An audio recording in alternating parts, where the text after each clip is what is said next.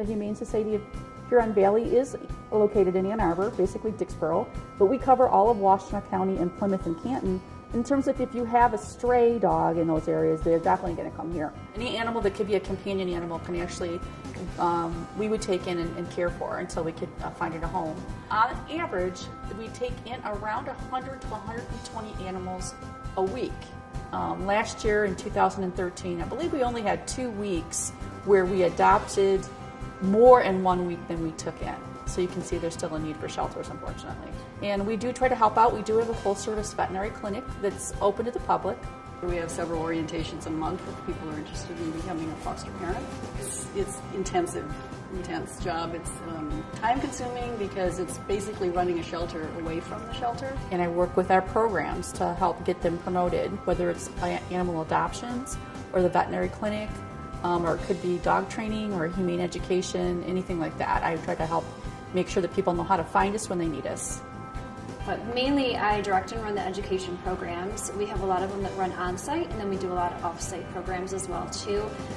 Some examples are on-site we have a Camp Pause program for kids in the summer. We have a youth volunteering program called Junior Volunteers. So we want to make sure that everybody who cares about animals and wants to learn more about them has access to our programs, but also that we are reaching out to those youth who maybe haven't had the opportunity to build empathy for animals and getting them involved and engaged with animals here at the shelter and off-site as well too. Well, there's a lot of reasons to adopt from shelter, which I know you're exploring, but I mean, you know the animals are really in need of a good home. You know that they've probably had, some sort of life event that's been traumatizing for them, whether it's just being surrendered to a shelter, and so they're in the need of a really good home, and you're literally rescuing them and giving them something that they all deserve. It's a lot of figuring out where we can make the biggest impact as far as educating people on animal welfare, and that can sometimes be a challenge because there are just so many areas that we want to get to, and not enough of us to get out there. So that's probably the biggest challenge that we face.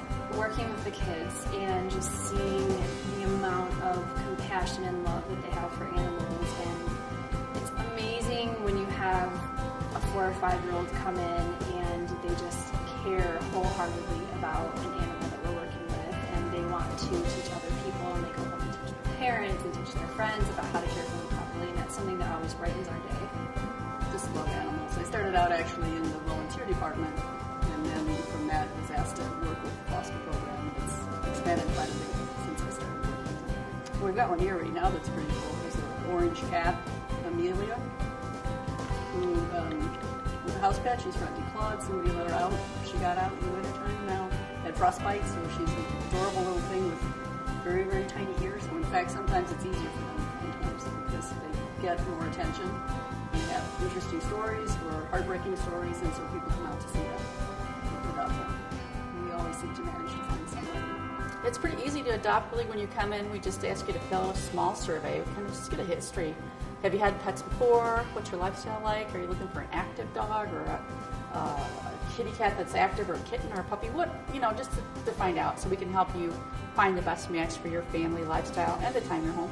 The animals that go out to foster are usually the small ones, kittens, puppies, but they account for about 26% of the animals that are adopted from us have been through the foster program at some point. And I love getting reports from the fosters telling me how well the animals are doing, seeing them back here when they're thriving instead of needing to go out to foster. It's more rewarding than it is hard. Some people think that working at a humane society might be very difficult, and we do come across some things. As far as obviously there's cases of animal cruelty. There's times where animals are returned or they're abandoned or things like that, and that's somewhat emotional. But in general, it's pretty rewarding because we have such a great outcome. So that's really rewarding that I'm actually working at a place where I like the fact that our outcomes are fantastic. And those adoption stories and happy tales we get from people that have adopted and then send us in stories afterwards, it's really uplifting, inspiring, and I really enjoy that. I adopted Sula, the dog I have right now, from the Humane Society about 10 years ago. And she's one of 4 dogs that we've had, and all of them have been rescue dogs. She's the only one we got from the Humane Society, though. And she's been a very good dog. We enjoy her. I think that if you're going to adopt from the breeder, you really need to do your homework. Unfortunately, not all breeders are good breeders. They may not really know what they're doing, even though they love the breed. They may not have the background and understanding to make sure that they're breeding a good, solid dog. On the other hand, I'm not concerned about showing animals. I just happen to like dogs, and therefore I feel it's better to adopt a dog and give it a chance at a second home, a permanent family where it's going to be taken care of. I think just having another creature around the house is a wonderful thing to have. It's a way of sharing your time, your concern with another animal, and I think definitely dogs do have the effect on people to help them to get out and get exercise. Just having an animal around and petting them can lower blood pressure. They've done research on all of this, which is just wonderful, and she brings us a lot of joy. She does a lot of funny things, and she's a very sweet girl. We have an almost 90% save rate, which is definitely the best for any large animal shelter in Michigan, and we work really hard at that. All the information on all of our programs is on our website. We have a whole page dedicated to humane education, so they can contact us through the website or can email me or call me as well too. If you do find someone when you're here, the animals are ready to go home with you the day you're here. You interact with the animal. We give you as much history as we have about them, talk to you about what they might need, do a little adoption meeting, and you're ready to go.